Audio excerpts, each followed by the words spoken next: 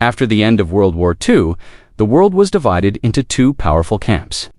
On one side stood the United States, leading the West with its belief in democracy and capitalism. On the other side was the Soviet Union, spreading its influence through communism and strict control. Both nations wanted to shape the future of the world in their own image, and neither was willing to back down. This rivalry created constant suspicion, massive military buildups, and a dangerous nuclear arms race. Every move one side made was seen as a threat by the other, and the Cold War became a battle of ideology, power, and survival without open war ever being declared. In 1959, Fidel Castro led a revolution in Cuba that overthrew the American-backed government of Fulgencio Batista. At first, many in the world saw Castro as just another nationalist leader. But his alliance with the Soviet Union quickly changed the balance of power in the region. Suddenly, America's greatest rival had a strong foothold just 90 miles from the coast of Florida. For the United States, this was more than alarming. It meant the threat of communism had arrived at its doorstep. For the Soviets, Cuba was the perfect opportunity to challenge American influence in its own backyard, and to place pressure where the U.S. was most vulnerable. For the United States, the spread of communism was seen as a direct threat to freedom and security. Having Cuba turn communist was already a major shock. But what made it far more dangerous was its location so close to American soil. Leaders in Washington feared that if one country in the region embraced communism, others in Latin America might follow. They believed the Soviet Union would use Cuba as a base to expand its power throughout the Western Hemisphere. The idea of a hostile government just minutes away by air was terrifying, and it fueled the sense that something had to be done before the situation grew out of control. While the United States worried about communism spreading, the Soviet Union was working on a bold and dangerous plan of its own. Nikita Khrushchev, the Soviet leader, wanted to close the nuclear gap between his country and America.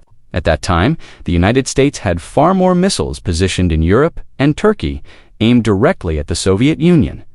To balance the scales, the Soviets secretly decided to place nuclear missiles in Cuba. Hidden from the world, these weapons would give Moscow the power to strike almost every major U.S. city within minutes. Shipments of equipment and soldiers quietly made their way to the island, all under the cover of routine aid. To the Soviets, it was a clever move of strategy. To the Americans, once discovered, it would be seen as an unacceptable act of aggression. The secret did not last long. In October 1982, high-flying American U-2 reconnaissance planes were sent over Cuba on routine surveillance missions. These aircraft, equipped with powerful cameras, flew so high that they were almost untouchable by Cuban defenses. What they captured changed everything. The photos revealed long, shadowy shapes of missile launchers under construction and crates that clearly contained Soviet nuclear warheads. Analysts in Washington studied the evidence carefully, and there was no doubt left nuclear weapons were being placed just miles from American soil. This discovery sent shockwaves through the U.S. government and set off one of the most dangerous confrontations in history. On the morning of October 14, 1962, an American U-2 spy plane soared high above the skies of Cuba, carrying cameras designed to capture every detail on the ground. At first glance, the images looked like ordinary construction sites, but as experts studied them, the truth became clear. The photographs revealed long rectangular launch pads and missile transport vehicles, evidence of Soviet nuclear weapons being installed in secret. These were not defensive weapons. They were powerful ballistic missiles, capable of striking Washington, New York, and most of the United States in minutes. The discovery was undeniable, and when the photos reached President Kennedy, he realized the world was now standing on the edge of a crisis unlike any before. When the photographs reached the White House, the atmosphere shifted instantly from routine to urgent. President Kennedy and his closest advisors gathered in a tense meeting as the images were laid out before them. The evidence was crystal clear. Soviet nuclear missiles were being prepared in Cuba, only a short flight away from major American cities. The room fell into uneasy silence as the weight of the situation sank in. Some officials pushed for immediate airstrikes to destroy the sites, while others warned that such an action could trigger all-out war with the Soviet Union. A single wrong decision could unleash nuclear devastation on a scale the world had never seen.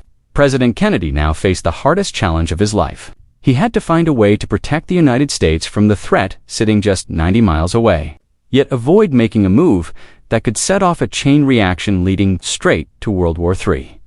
Military leaders urged him to launch an immediate strike to take out the missiles. But Kennedy knew the Soviets would see that as an act of war. Others suggested doing nothing, but that would make America appear weak and vulnerable. Every option carried enormous risk, and the clock was ticking. Kennedy understood that his choices in the coming hours would decide not only America's safety, but the survival of millions around the world. Inside Washington, heated debates raged as Kennedy's advisors weighed the possible responses. Some of the military chiefs demanded swift action, insisting that airstrikes should destroy the missile sites before they became fully operational. Others argued for a full-scale invasion of Cuba, believing it was the only way to eliminate the threat completely and remove Castro from power once and for all. Yet the risks were enormous. Such moves could provoke the Soviets into striking back in Europe or even launching nuclear weapons. A smaller group urged diplomacy, hoping that careful negotiations might resolve the crisis without bloodshed. Around the table, tempers flared, voices rose, and every option seemed to lead toward disaster. Kennedy listened carefully, searching for a path that could protect his country without plunging the world into war. After long hours of tense discussion, Kennedy rejected both the sudden airstrikes and the full-scale invasion. He knew those choices would almost certainly lead to direct war with the Soviet Union. Instead, he settled on a different plan, something firm but less likely to spark immediate conflict. The United States would place a naval quarantine around Cuba. American warships would surround the island and stop any Soviet ships carrying weapons from reaching its shores.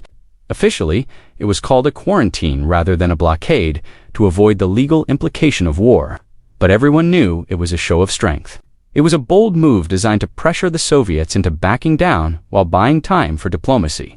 The world soon watched as American destroyers and aircraft carriers moved into position, creating a ring of steel around Cuba. As the American fleet tightened its ring around Cuba, Soviet ships continued steaming across the Atlantic. Every hour brought the two sides closer to a direct clash.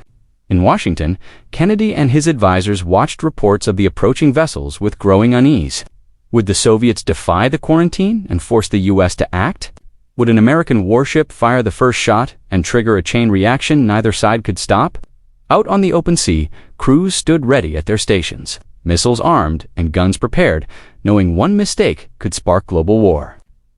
The world held its breath as the Soviet ships drew nearer, and then, almost unbelievably, they slowed, then turned back. The standoff at sea had ended without bloodshed, but the crisis was far from over. Far away in Moscow, Nikita Khrushchev was weighing his own dangerous gamble. He had approved the plan to place missiles in Cuba, not just to defend Castro, but to shift the balance of power with the United States. The Soviets had fewer long-range missiles compared to America, and Khrushchev believed that putting weapons so close to U.S. soil would give him leverage in future negotiations. To him, it was a bold move that could make the Soviet Union appear stronger on the world stage. But as the quarantine tightened and U.S. forces prepared for possible war, Khrushchev realized the risk was far greater than he had anticipated. If he backed down, the Soviet Union would look weak. If he pushed forward, it could mean nuclear conflict. He had rolled the dice on the world's future, and now even he was unsure how far to go. Then came the moment everyone feared. On October 27th, an American U-2 reconnaissance plane flying over Cuba was suddenly struck by a Soviet-supplied missile and shot out of the sky. The pilot, Major Rudolf Anderson, was killed instantly. In Washington, the news hit like a thunderbolt. Kennedy's advisors argued that the United States could not ignore such an attack. Many pressed him to order immediate airstrikes against the missile sites, convinced that failure to respond would make America look weak. The pressure in the White House war room reached its peak. Anger, fear, and determination filled the air. Yet Kennedy hesitated. He knew that one strike could trigger a Soviet counterattack, and once the cycle began, it might be impossible to stop. As if the crisis wasn't dangerous enough, another alarming incident unfolded almost at the same time. A U.S. Air Force reconnaissance plane, flying near Alaska, accidentally drifted deep into Soviet airspace over Siberia because of a navigational error. Soviet fighter jets scrambled immediately to intercept, and American jets rushed to escort their plane back. For a brief, terrifying moment, it looked as if a dogfight might erupt high above Soviet territory. In Washington, officials realized how quickly accidents could spiral into full-scale war. The combination of a U-2 shot down in Cuba and another plane nearly triggering combat in Siberia left both sides on edge. It was clear that one more mistake could be the spark that lit the nuclear fuse. As these crises unfolded, people across the globe lived in a state of constant dread. Radios and televisions carried updates that were often vague but deeply unsettling, fueling fear that war could break out at any moment. In cities from New York to Moscow, families quietly prepared for the worst, stocking supplies, eyeing fallout shelters, and wondering if they would live to see another sunrise. Leaders and soldiers alike sat on edge, waiting for the next telegram, the next order, or the next misstep that could unleash nuclear fire. Every hour felt like the last before the world might end, and humanity held its breath, trapped in suspense as the clock ticked closer to disaster. In the middle of this unbearable tension, two very different letters arrived from Moscow. The first, sent on October 26th, was almost personal in tone. Khrushchev wrote with emotion, appealing to Kennedy as a fellow father and leader. He spoke of the horrors of nuclear war and suggested a way out. If the United States promised not to invade Cuba, the Soviet Union would remove its missiles. It was a letter filled with fear, but also with hope for peace. The next day, however, a second message came, this one harsh and demanding. It accused the United States of aggression and insisted that the missiles would only be withdrawn if America also removed its nuclear weapons from Turkey. The contrast between the two letters left Kennedy and his team puzzled.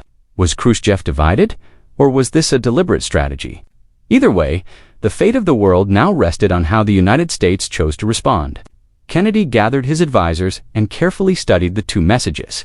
The emotional letter seemed like a genuine plea for peace, while the second one felt like a hardline demand crafted by Soviet officials who wanted to appear strong. Kennedy realized that if he responded to the tougher letter, the negotiations could collapse and the crisis might spiral into war. Instead, he made a bold choice. He would ignore the aggressive message and publicly reply only to the softer one. In his response, Kennedy agreed not to invade Cuba if the Soviet Union removed its missiles. It was a calculated move, one that showed strength but also left room for Khrushchev to back down without losing everything. Behind the public statements and official letters, another layer of negotiation was taking place in absolute secrecy. The Soviets wanted more than just a promise not to invade Cuba. They also wanted the removal of American nuclear missiles positioned in Turkey, right on the Soviet Union's doorstep. These missiles had long been a thorn in Moscow's side, a constant reminder of U.S. firepower aimed directly at them. Kennedy could not agree to this openly without looking weak in front of the world. But through back channels, a quiet arrangement was reached. The United States would agree to remove its missiles from Turkey within a few months. But it would not be announced as part of the deal. In return, the Soviet Union would dismantle its missile sites in Cuba. This secret compromise became the key to ending the deadliest standoff of the Cold War. When the agreement was finally made, the world was told only part of the story. Officially, the crisis ended because the Soviet Union agreed to pull its missiles out of Cuba in exchange for an American pledge not to invade the island. What the public did not know was that the United States had quietly promised to remove its missiles from Turkey as well. This part of the deal was kept secret to protect America's image and to prevent NATO allies from seeing it as a concession to Moscow. For years, the hidden arrangement remained unknown, allowing Kennedy to appear as the leader who had forced the Soviets to back down, while Khrushchev could tell his people that he had secured a guarantee for Cuba's safety. Only later, when classified documents and memoirs came to light, did the full truth of this delicate bargain finally emerge. At last, on October 28, 1962, Khrushchev sent a message that ended the deadlock. He announced that the Soviet Union would dismantle and withdraw its missiles from Cuba under United Nations supervision. For the first time in weeks, the threat of nuclear war began to fade. Across America, Europe, and the Soviet Union, people breathed a sigh of relief. The decision marked a turning point, not just in the crisis itself, but in the Cold War as a whole. Khrushchev had stepped back from the edge, and Kennedy had managed to avoid war without firing a single shot. The missiles would be packed up and sent home, and the world, for now, had been pulled back from the brink of catastrophe. In return for the Soviet withdrawal, Kennedy made a clear pledge to Khrushchev and to the world. The United States would not invade Cuba. For Fidel Castro, this meant his government would survive without the immediate threat of American troops landing on the island. For Kennedy, it was a necessary promise to secure peace while still maintaining America's position of strength, though some in Washington felt it gave too much away. The assurance not to invade became the final piece that allowed both sides to step back. It was a public commitment that balanced the secret deal over Turkey, and it gave Khrushchev something he could present as a victory at home. Around the globe, a wave of relief washed over nations as news spread that the crisis had ended. People who had spent days fearing the sound of sirens or the flash of nuclear fire finally felt safe enough to breathe again. In cities across America, Europe, and even the Soviet Union, ordinary families who had stocked food, built shelters, and prayed for survival could return to their daily lives. Leaders everywhere understood just how close humanity had come to the edge of destruction. The Cuban Missile Crisis had been the single most dangerous confrontation of the Cold War, and the fact that it ended without war felt almost miraculous. For the first time in weeks, the world could sleep without the shadow of nuclear annihilation hanging directly overhead. One of the most important lessons of the crisis was the need for faster, clearer communication between the two superpowers. During those tense October days, messages between Washington and Moscow often took many hours to arrive, leaving room for confusion and delay. To prevent such dangerous gaps in the future, the United States and the Soviet Union agreed to establish a direct communication link, soon known as the hotline.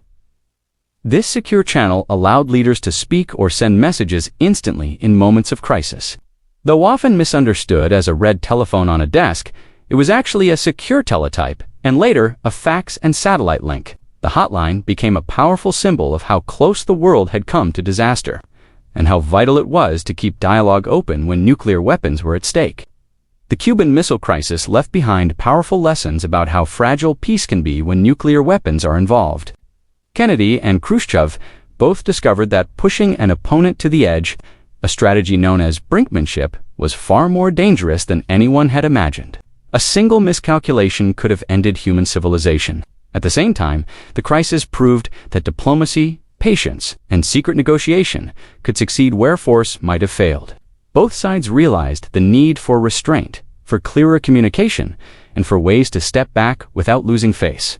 In the years that followed, these lessons shaped new agreements on arms control and made leaders more cautious whenever nuclear weapons were at stake. The Cuban Missile Crisis became a turning point in the Cold War, reshaping how the United States and the Soviet Union dealt with each other for decades. Both nations had looked over the edge of nuclear war and understood the risks more clearly than ever before.